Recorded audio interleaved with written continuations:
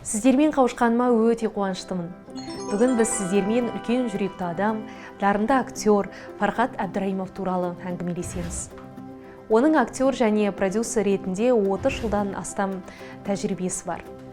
Фархат Әбдірайымов 1966 жылы 21 қаңтарда Алмалардың отаны Алматы қаласында дүниеге келген.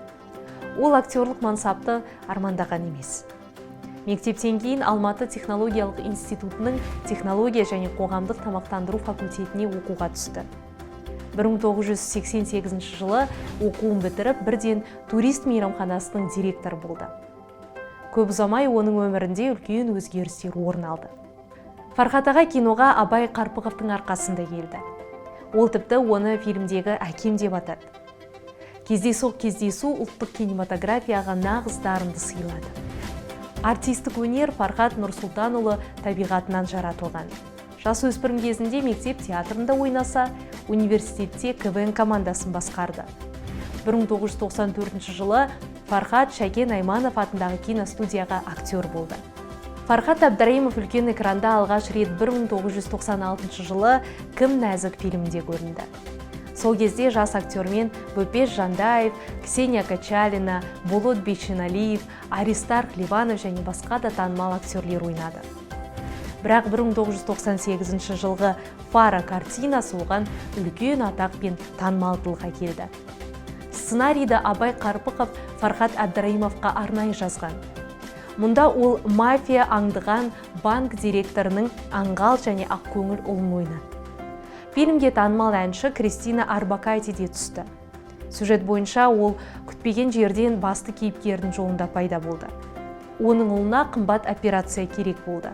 Оған тек Фара ғана көмектесе алатын еді. Бұл жұмысын актер былай деп еске алады. Бірде мен Алла Пугачеваның сұхбатын көрдім.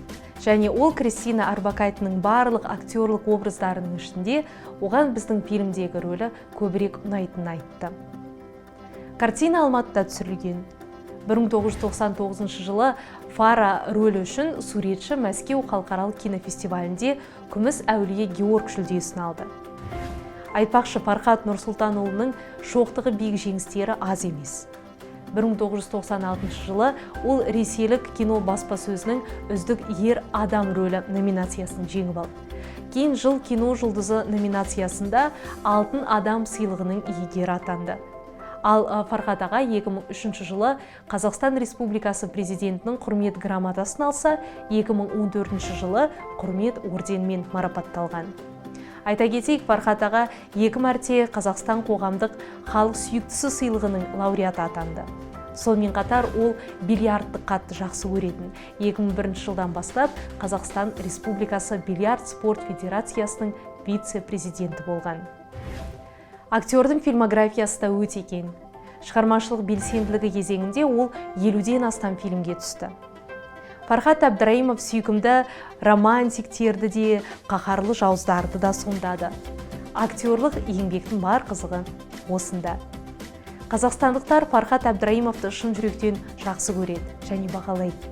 Оның қатысуымен түсірілген фильмдер, ал олар Қызғылт қоян туралы хикая, Махаббат жасырын, Аға оралу, Рекетир, Фара, бұлар ешбір көрерменді бейжай қалдырмайды.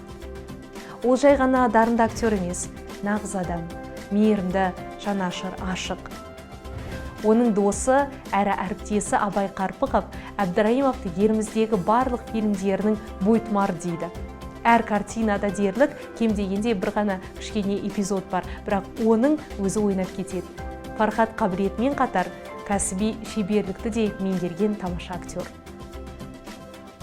Актердің айтуынша ең сүйікті рөлі өзі аттас фильмдегі Фараның рөлі болды. Бірақ ең қиыны Ася Сулееваның Сиқырлы демеуші фильміндегі жұмсақ ойыншық. Фархат Нұрсұлтанұлы өте ыстық әрі ыңғайсыз болатын плюш комбинезонымен түскен. Өзінің талантының, сүйкімділігі мен еңбек қорлығының арқасында Фархат Әбдірайымов ешқашан жұмыссыз қалған емес. Оның қайтыс болғаны туралы хабар оның жанкүйерлері мен әріптестерін қатты таңғалдырды. Фархат Әбдірайымов қазақстандықтардың жүрегінде дарынды актер және үлкен жүректі адам ретінде мәңгі сақталады. Бүгінгі сабағымызды аяқтаймыз. Ал енді 3 сұраққа жауап берулеріңізді сұраймын. Фархат Әбдірайымовқа қандай рөл танымалдылық әкелді? Артист Мәскеу халықаралық кинофестивалінде күміс әулие Георгий жүлдесін қай жылы алды? Фара фильмінің сценарийін жазған кім?